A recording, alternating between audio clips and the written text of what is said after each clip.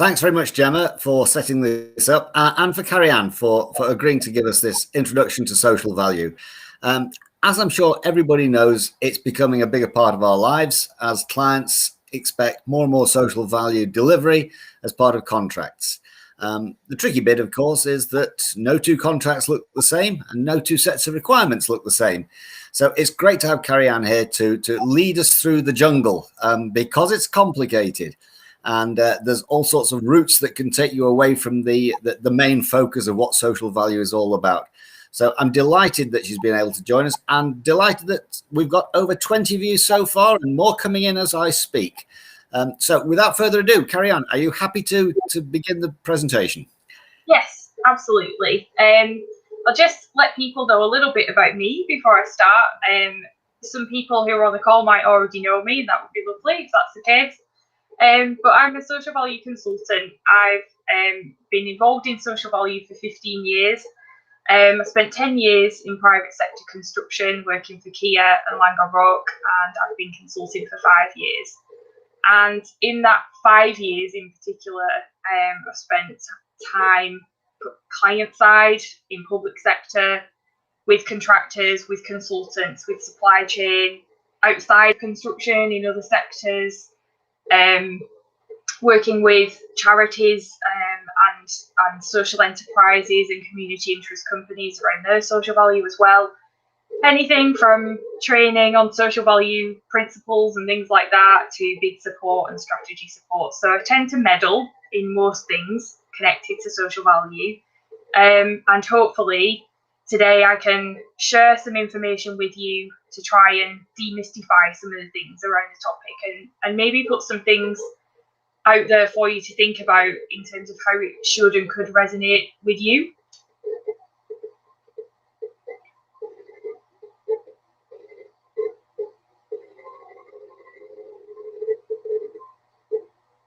Hopefully everybody can still hear me.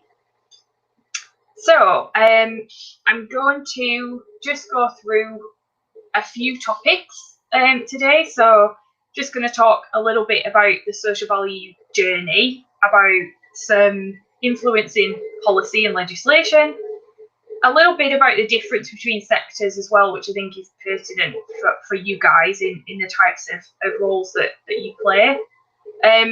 Some quite detailed stuff on measurement and reporting, because that's fundamental to this topic. It can be a Marmite issue in terms of how we measure and report social value, but it's something we have to at least have a baseline understanding of. Social value in bids, which is another side of social value, which looks and feels quite different to project delivery in particular. And then kind of understanding that if this is a topic that you are particularly interested in and want to do more with in your role, then how you can kind of work alongside others and be part of a bit of a community for social value, and who to talk to keep the momentum behind your appetite for the topic. So that's what I want to cover off today. As I go through each of these agenda items, I want to give people a chance to ask questions at the end of that particular section, because I don't want you to have to wait. If I've said something in the social value journey that you want to ask something about, then I want to give you a chance to ask it there and then, rather than waiting until I've finished. So I will just pause a little bit and see whether there are any questions that have come through after I get to each the end of each section. So let's have a look at the journey. I have this piece of information that I share quite a lot with people when I'm talking about social value, and I'm not the only social value person to have a timeline.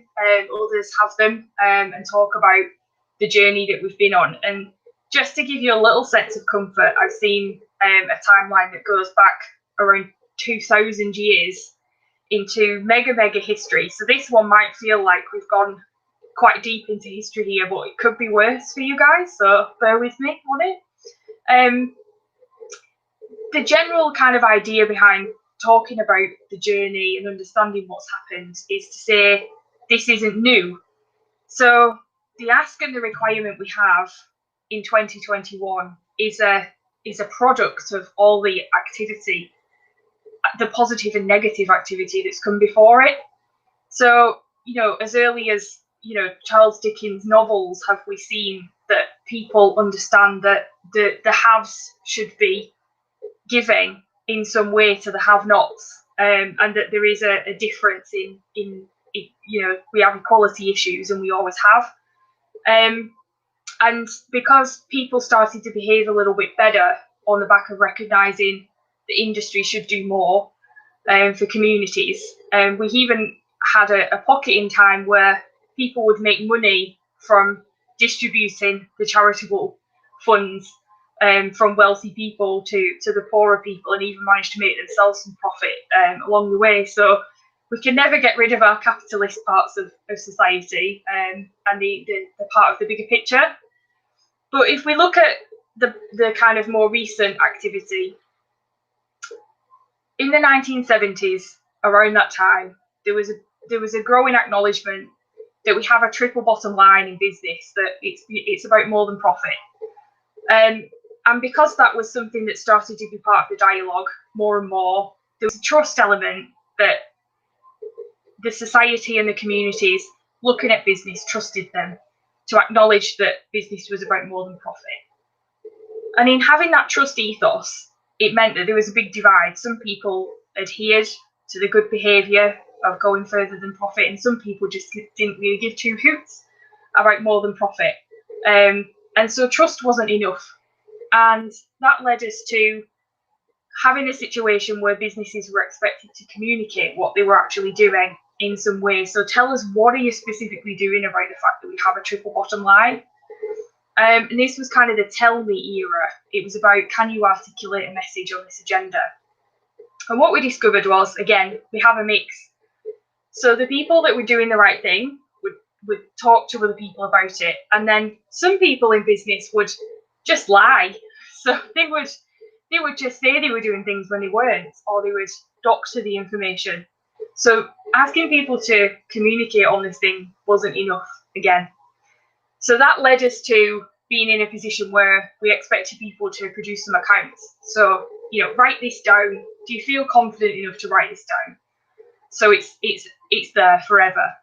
And that was a really good step change. But we also discovered that some businesses are so bullshit that they'll just lie on paper. So it still wasn't enough to ask for people to create accounts on this and documents on this. So that's led us into the era that we're in now, which is about proving it. So that's why we are so data focused, and we're looking at what we do to actually back up the fact that we've been trusted to acknowledge this. We can talk about it, we can write it down, but can we back it up? So social value looks and feels the way it does because of that journey that we've been on, and that's why it's so heavy for anybody coming into it brand new in 2021. That's why this is such a big deal. So the other thing I wanted to just cover off in terms of the journey is, because we've been through that timeline, social value as a term is relatively new, especially in the UK. So the Social Value Act that was passed in 2012, I'll talk about that a little bit more later, but came into force at the beginning of 2013. That really harnessed this terminology that we're all using now, and that's great. It's a great consistency. So it's worth just remembering that social value term does cover economic, social, and environmental elements of sustainability, and that there are still heaps of other terms that are used around this agenda, but they all have a relationship with each other. They're all related. It's just that social value seems to have got a bigger market share in terms of the terminology. So there are a few other terminologies listed on the slide there, just so if you're having dialogue or reading an article or a report, or you see a bid question that is using some different terminology, that you can be confident that it's still related to this subject matter. And then this is just a few pointers just to summarise, why is social value such a big deal? And it's for all the reasons we discussed in terms of looking at business going beyond profit. and investments doing more than just creating a physical asset. But these are the key things that are pushing and nudging this agenda. So work winning, social values anywhere between 5 and 30% of a bid question or a full tender. So you can win and lose work on the back of how you tackle social value.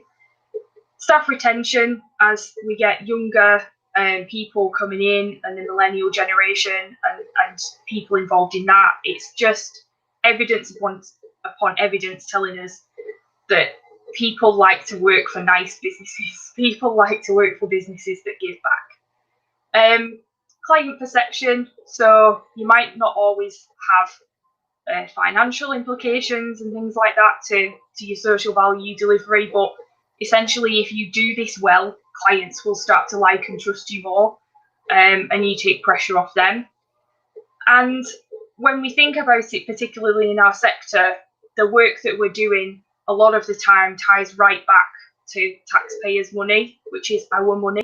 And shouldn't we feel passionate that it does more than just make a profit for everybody, and it gives back more?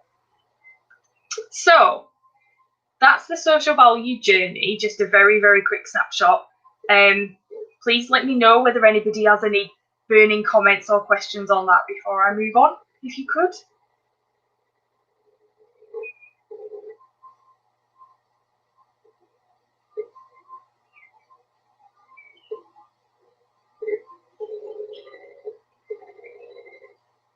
All fine so far. That's great. Thank you. So let's have a quick look at the influencing policy, legislation and standards. Do remember that you're getting these slides after, so don't panic about what you have to remember about all these different documents and things. You can get the links and go and have a look at them yourself afterwards. So the Social Value Act, as it's known, was the Public Services and Social Value Act that came into force in January 2013. At the time, this was exciting and still is there as a very pivotal piece of activity that happened for us in social value and in the sector. Its existence was really exciting and made a big impact in what everybody responded to on social value. But in itself, as a piece of legislation, it was quite naff. It didn't have a lot of detail or specific information in it to guide people as to how to tackle the expectation that was in the piece of legislation. But I think that the expectation from social value practitioners was for something, magical, and really we have to work with what is possible to get passed through Parliament. And this was what we could get passed through Parliament through after fighting upon fighting from champions of it like Chris White and Hazel Blears and other people like that. So this lit a fire under everybody in terms of, we've got a piece of legislation now, this is real. And behaviourally, this created a massive step change. It didn't do that much in its specific guidance, but everybody just started to behave differently after this was released. And that's why social value in particular looks and feels how it does now. So there's information on it. It had several reviews. So when you go and have a look on the website, there were several kind of feedback in terms of how did it do after a year, how did it do after 2 years, so you can see the journey that it went on, and how it was received within business world. We also had in 2018 the civil society strategy that came out through DCMS, and this wasn't a social value piece in its specific intention, but it was a really, really good piece of strategy that had a direct connection to social value and talked very much about how to bring together the public and private sector and then the social sector, which you'll also hear called the third sector or the VCSE community. So this was a really good piece on how we should coexist together as different sectors, and there was obviously a social value impact to that. So that's definitely worth exploring and understanding. We also have a couple of standards to be aware of. So we have ISO 26000 and we have a new BS 8950. These don't look and feel like the ISO standards we see elsewhere. It's not like ISO 14001. It's not like those. It's more guidance driven, and it's more about aligning to the principles of what are in these standards rather than it being something you specifically adhere to. So it's great that they're there, but again, we have that vulnerability that they're slightly less specific and stringent as the other ISO standards and BS standards that we work to. But, you know, it's great that social value has a place within the standards community. And then our most recent piece of influencing documentation is our new procurement policy note. So this is huge. This was released last year. It came into force in January this year. It changes the language from just consider social value to account for it. It gives a very thorough, detailed social value model for central government to work to when they're asking about social value. And it's given a level of seriousness to this topic that we just didn't have before, especially for central government. It was ironic after the Social Value Act was released and other pieces of strategy came out that when they had a look at who was doing better in terms of applying social value, local government was doing much, much better than central government. And that was a little bit embarrassing for central government, given that that's where the legislation came from in the first place. So this is a bit of a reaction to that, as well as wanting to make sure that central government do embed social value better. But this is already changing things again, like upping the ante again in terms of what we see in our bids and what we have to deliver in projects. So worth investigating. Any questions on the policy and standards and bit of information I've just shared? I'll go to my little moderation tab again.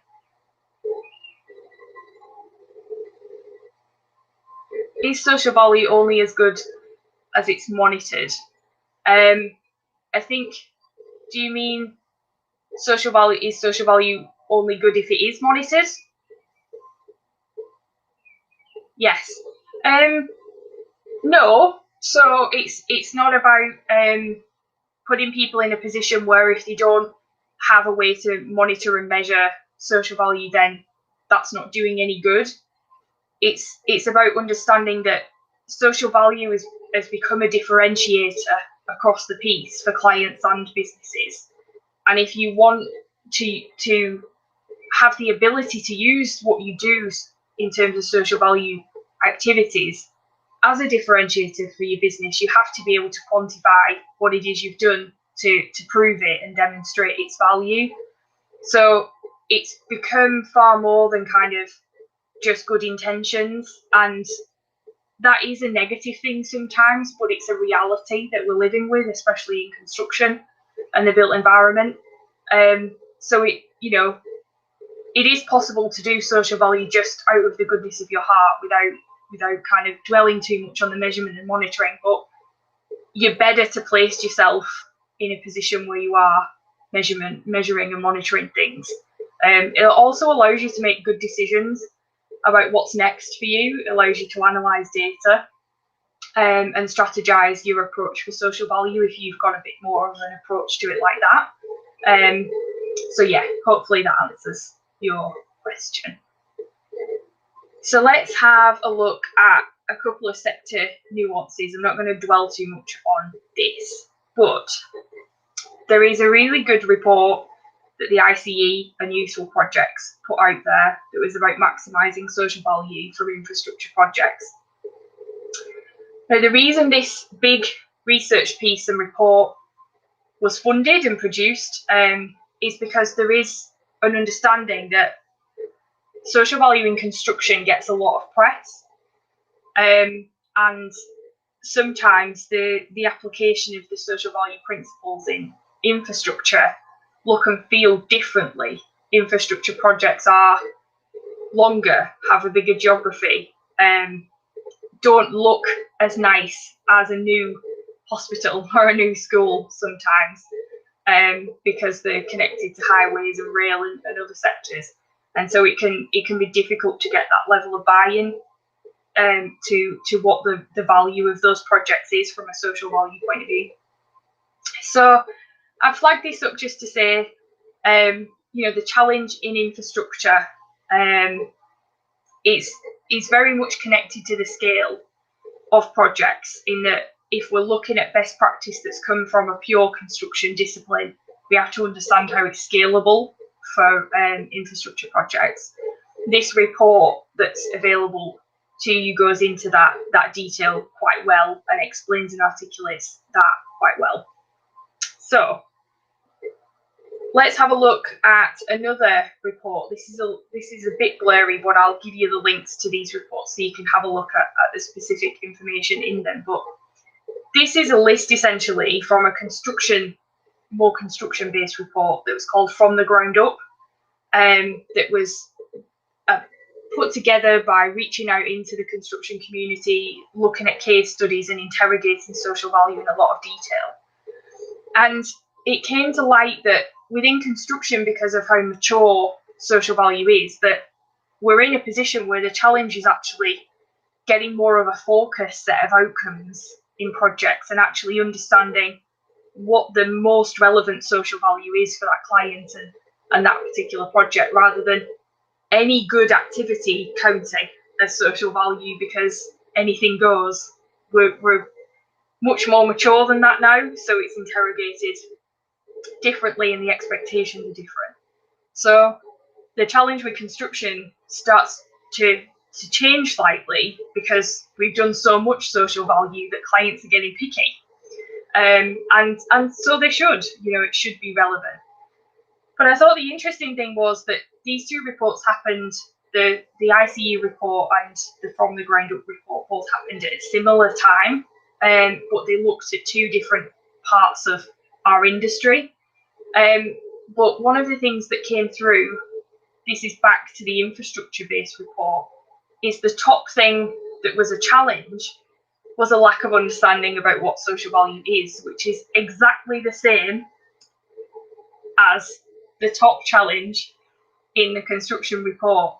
And this was not a kind of, no one was in cahoots with each other. This was a genuine piece of research that happened. This was a genuine piece of research that happened. So we're almost a victim of our own success of social value, in that now it's not just about anything goes, it's about making things very specific. And that's something we have to pay attention to as we go through, no matter whether you're in construction or infrastructure. So I don't know if we have any questions at this point. I saw Kevin put something up there, whether that needs answering now or whether it can wait. No, it's up there. So most local authorities try to put monetary value. Is this the best measure, or is the impact of social value measured from the quantifiable feedback of beneficiaries? So yeah, good question, as I would expect from Kevin.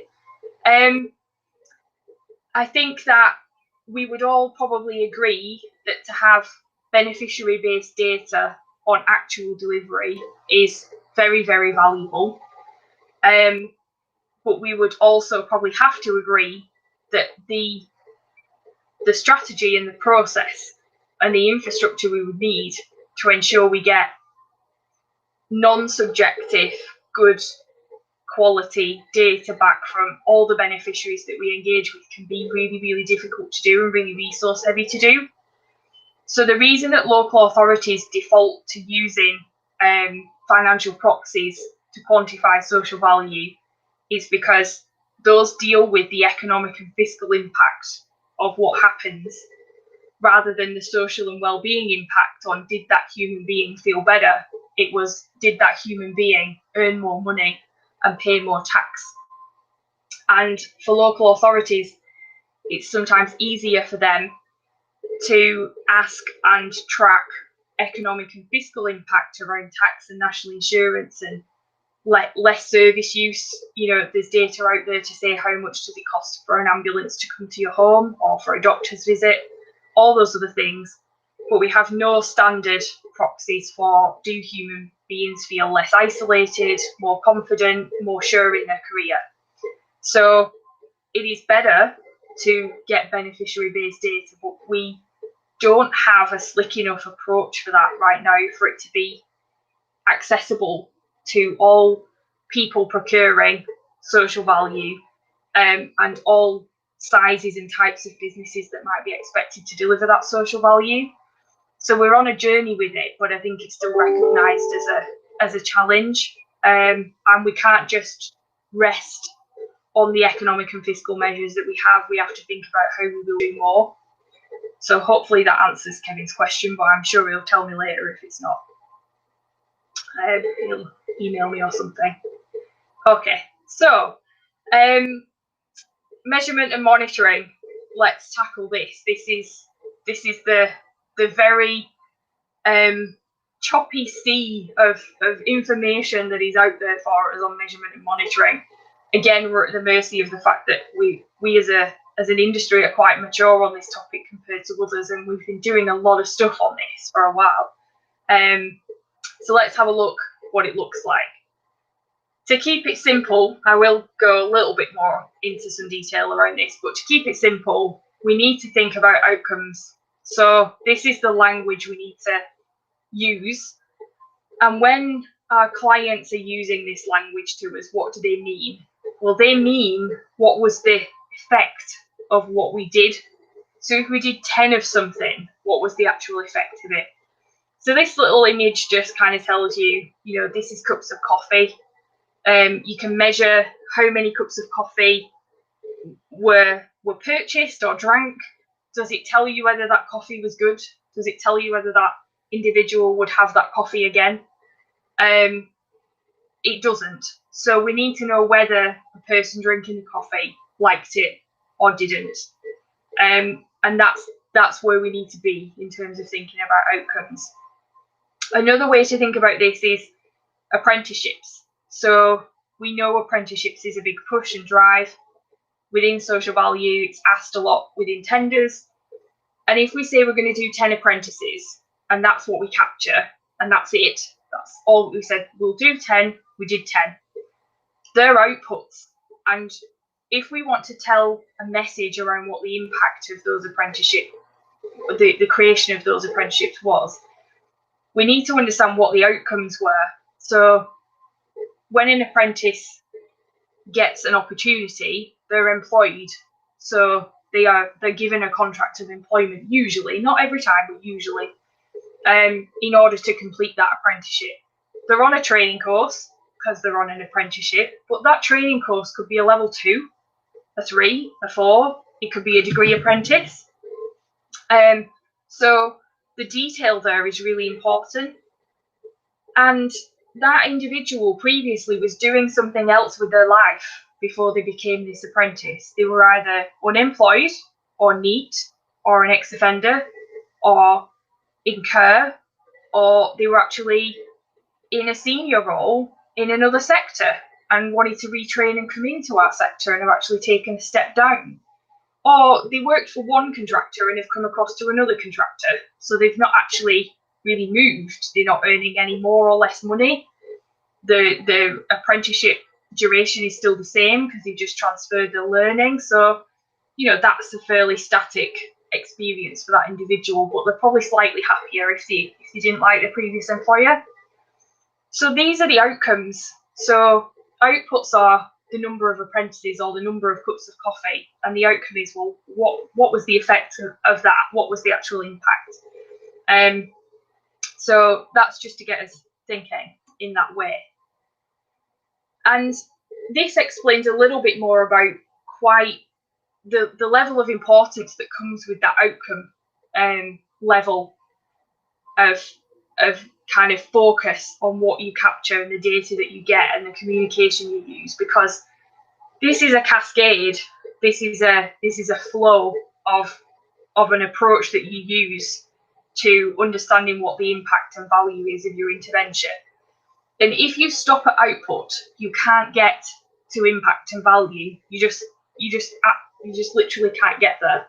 So the outcome approach and taking that in terms of how you measure social value is a gateway to being able to say what the impact and value was, to be able to connect to the financial proxies that are available and everything else that's there for you in terms of the measurement environment. So, we might be in a position as a business where we've not got the resources to go beyond outputs, and that's okay, but we have to plan for how we will, because if we just rest on stopping at outputs, we'll never get any further along that chain. And really, to be competitive in this market, that's where you need to be looking. So that's the journey that you need to have as the goal. Some people are already there. Some people are partway along that journey. That doesn't matter. Can't do everything at once. So it's just about knowing that's the ultimate goal to get to.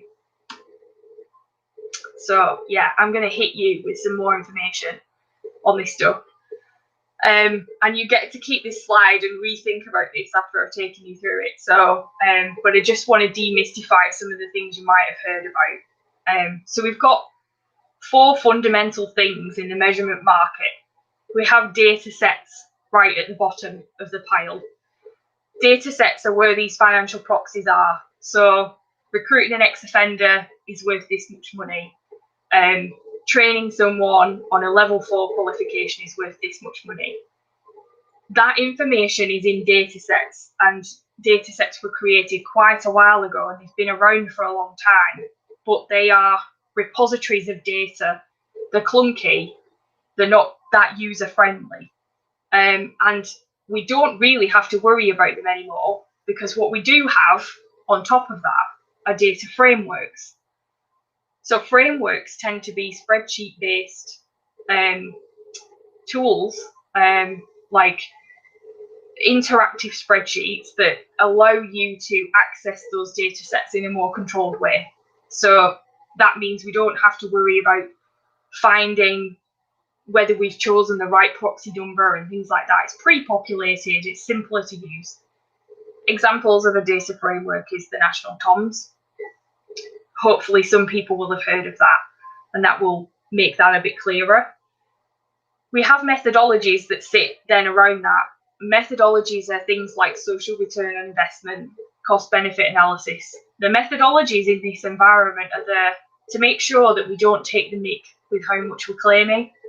And we think about what would have happened anyway. We think about, was that person feeling better that day just because we gave them a job? Or is it because they got a new puppy in the family, or something else happened, some other impact and influence kind of happened on that person? So it's about making sure that we don't think that everything that we've done is 100% the reason why people feel better. Methodologies are there to do that and just to check us a little bit in terms of what we're claiming. Now, a lot of the frameworks available to us in a really positive light have methodologies embedded in them. They've already thought about that stuff. They've already used the principles of methodologies to build that framework. And that's great, because that means we can trust them, we can use them, and we don't have to worry about that best practice. The good news is that data sets, frameworks, and methodologies tend to be free or very low cost. So all of that environment is available to us to look at how we measure and quantify our social value. But the only thing that's really going to need an investment decision is a system.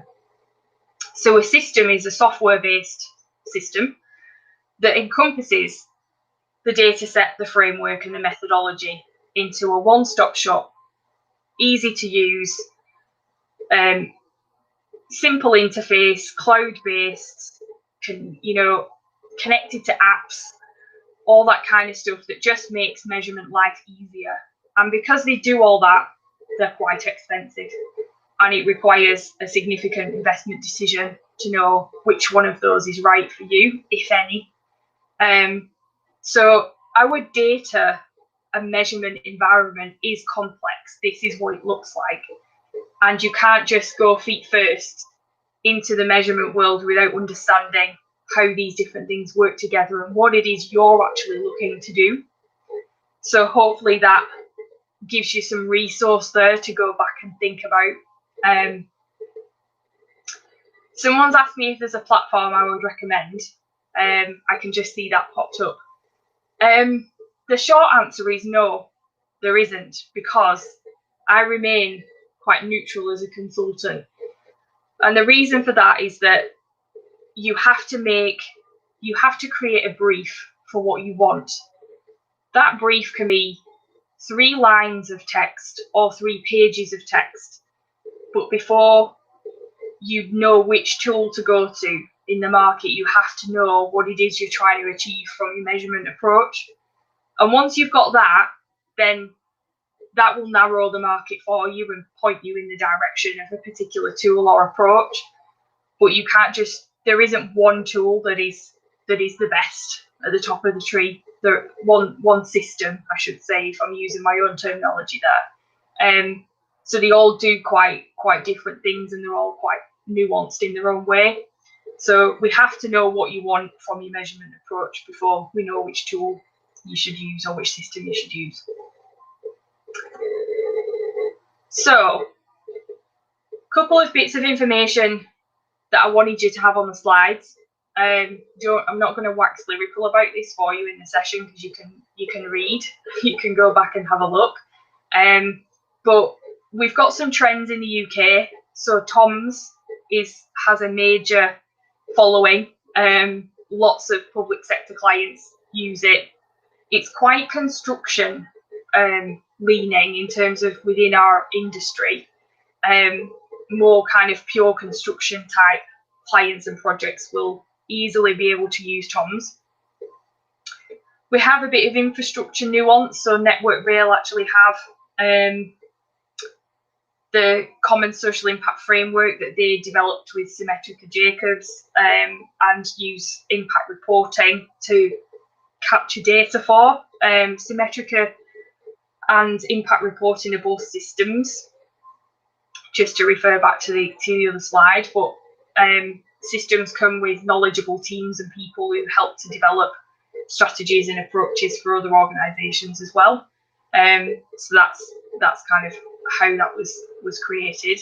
And then I mentioned that we have the new social value model, and what comes with that is a new TOMS plugin.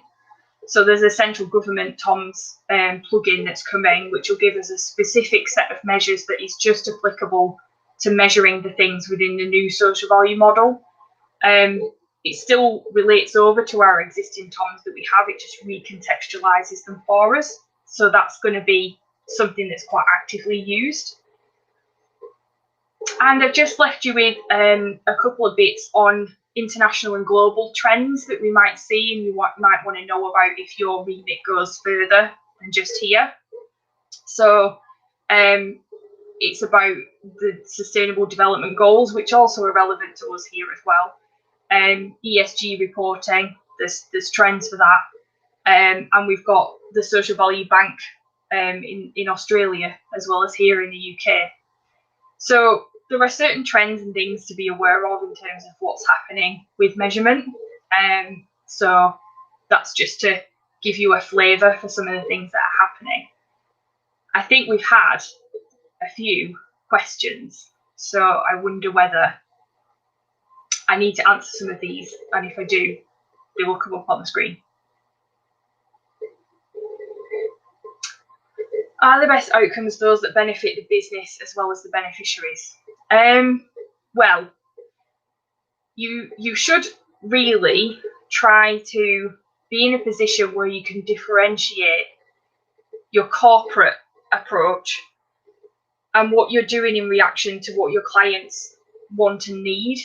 So we find a lot of the time that an organisation will have a social value or social sustainability or CSR approach that they come across several barriers when they're trying to then tell a client how that's going to benefit that client in a bid, because that program of work has been generated out of what the business wants to do.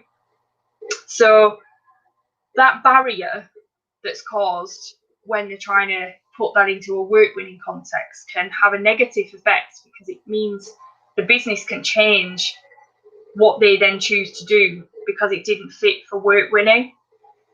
And that's a real shame, because businesses should still feel empowered to do social value and socially responsible activity that resonates with their values, not just as a reaction to what clients want. So it's about having yourself as an organisation have a suite of activity that you do that you feel passionate about, but that you know you've tested to be able to make it contextualised for your clients as well. So you have to try and come to a compromise position without overriding your corporate approach with what your clients want. So it is about a bit of a journey in that case. And there's not a lot of initiatives and activities that can absolutely demonstrate benefit for a business and beneficiaries. Like, that can be really difficult to do, and it can require weeks of conversation to do.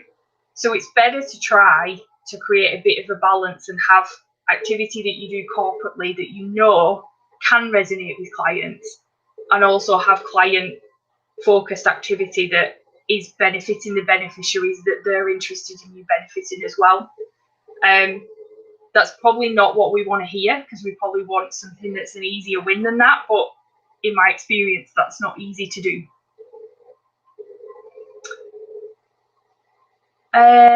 So the frameworks conflict. So claim to measure the same activity, different outcome value. Yes, so the frameworks conflict and the systems also conflict. And this is because they have nuanced applications of the methodologies that I talked about, in that they'll have made a decision that the approach that they take reduces the number that they claim by X%, and another one will have chosen a different percentage, so the number will look and feel slightly different. For that reason, it is difficult to mix and match across frameworks, and it causes us a challenge. But we have to understand that some clients have chosen the framework that they've chosen, and if it's in a procurement context, the playing field is level, because everybody bidding is using the same framework.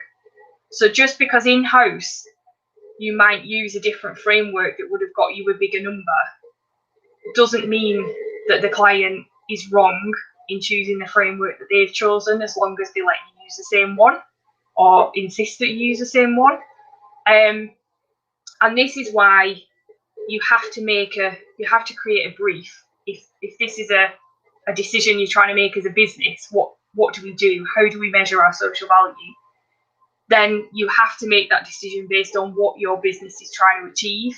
But we have a very real situation in the industry where you make a corporate decision and you have a standard way of reporting, and it will never meet every client's need for reporting in the future, because it's very fragmented, and you have to come up with a strategy to navigate that. There is no solution to the fact that the frameworks have different values within them right now, and we just have to be able to have dialogue and conversation around the subject to make sure that we understand what our offer is and what our decisions are that we're making at a corporate level.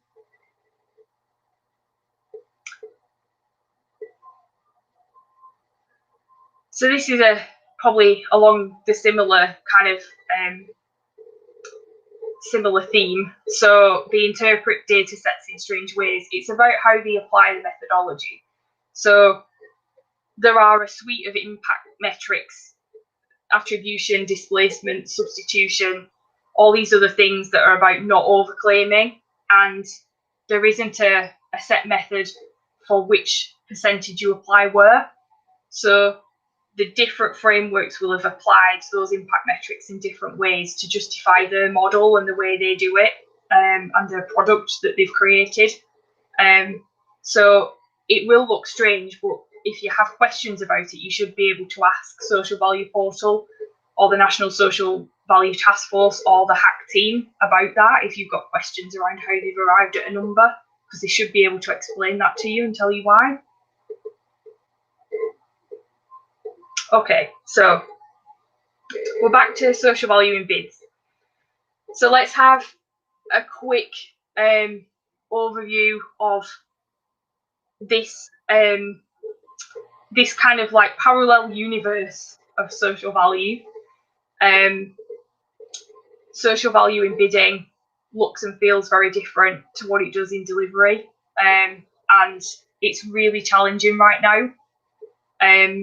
The weighting is going up, the questions are becoming more obscure all the time, and it requires a specific skill set and focus to handle this, and it's about realising the reality of that. So I've just given a few kind of observations.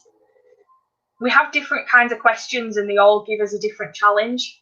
So we have a short and sweet type of question, which says something along the lines of, what value or benefit are you going to deliver on this project? And immediately you think, well, that's quite simple, but there's no context or guidance with that. There's no structure other than social, economic and environmental.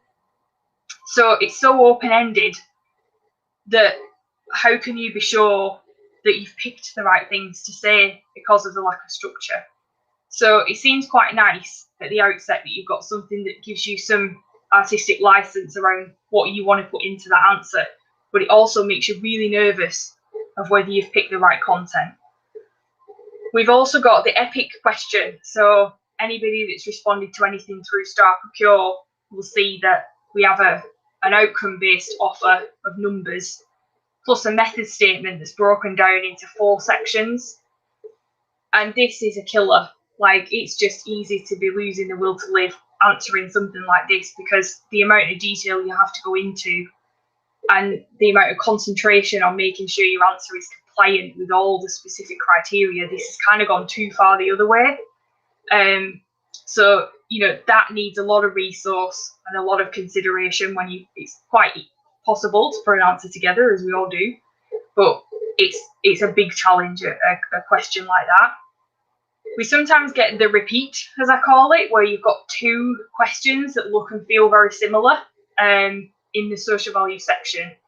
Usually mix the terms social value, added value, social innovation, and sometimes it's not clear.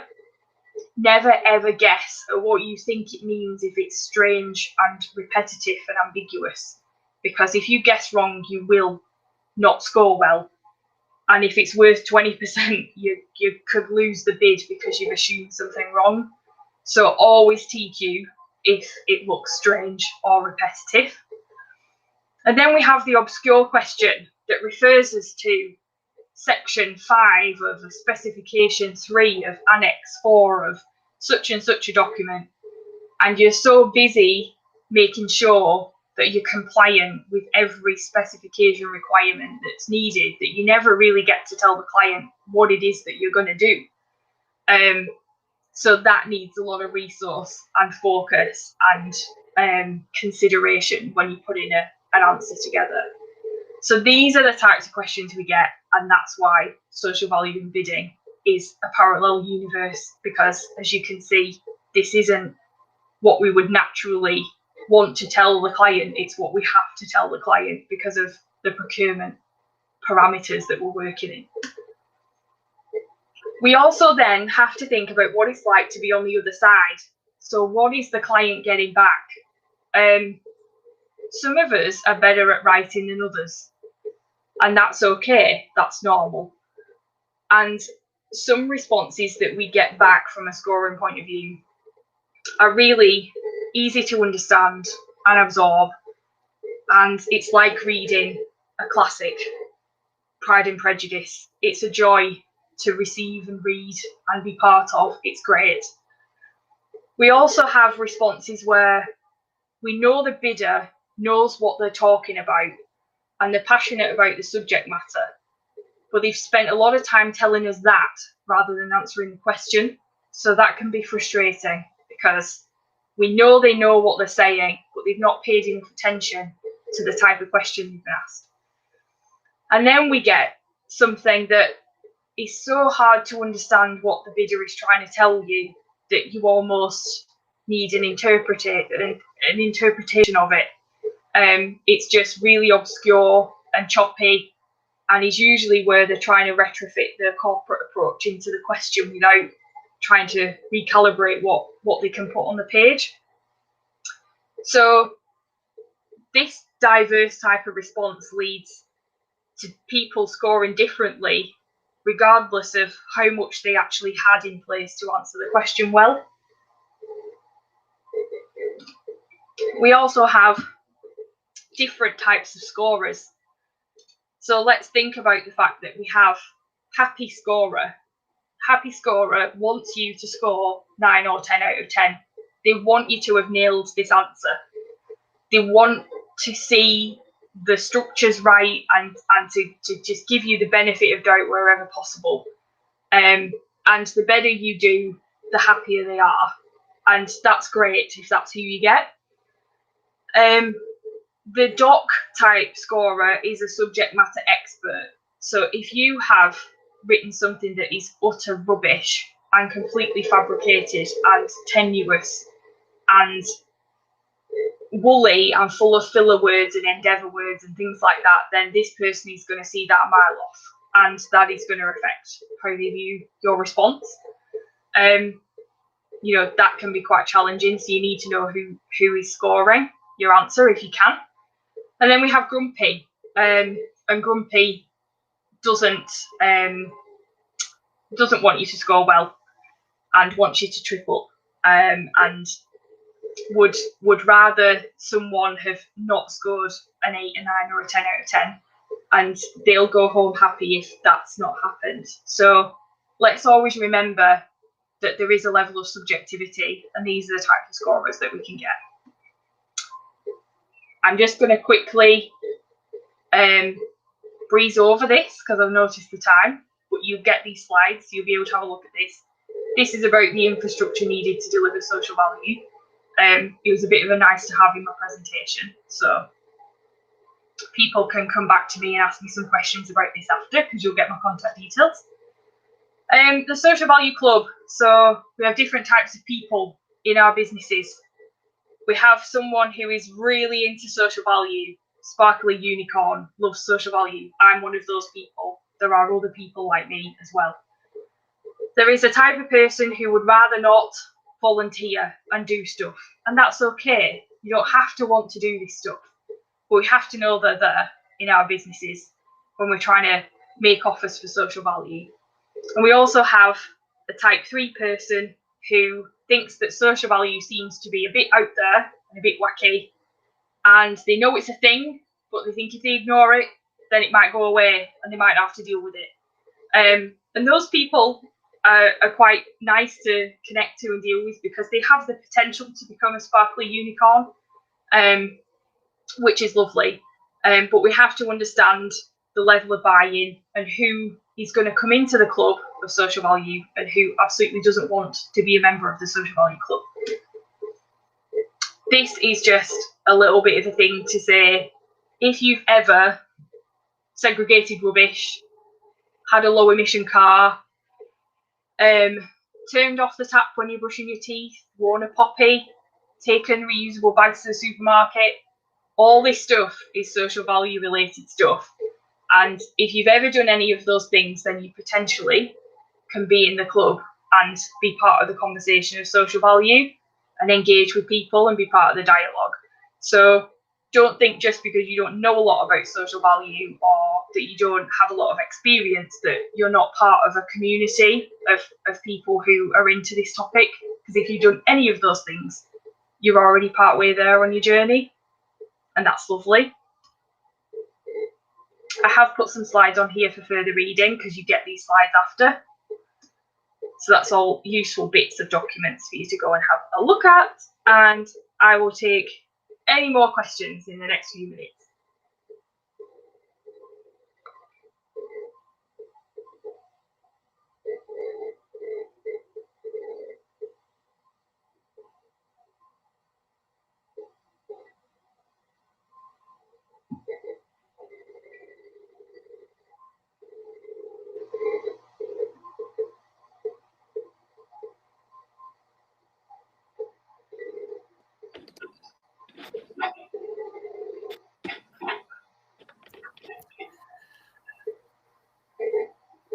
I think that's it for questions, Carrie Ann. Good. It was a very whistle-stop tour. A lot of information in there, and I understand that, and that's why my contact details are on there, because any questions that anybody has once they've had time to absorb the slides, they're more than welcome to just pop me an email over, or do it managed by you guys if that's how you want to do it. You can let people know how's best to do it, but there is your snapshot into what social value looks and feels like right now. Carrie Ann, thank you very much indeed. I think that was rather more than a snapshot, but absolutely heroic job to finish with 2 minutes to spare. That covered such a lot of ground that is so relevant to our members at the moment. So it will be an invaluable resource. Thank you very much indeed. No problem. So if there's no further questions, can I thank Gemma for setting this up and organising it? I'm most grateful. And to Carrie Ann for the excellent presentation, and for all of you who are able to join us.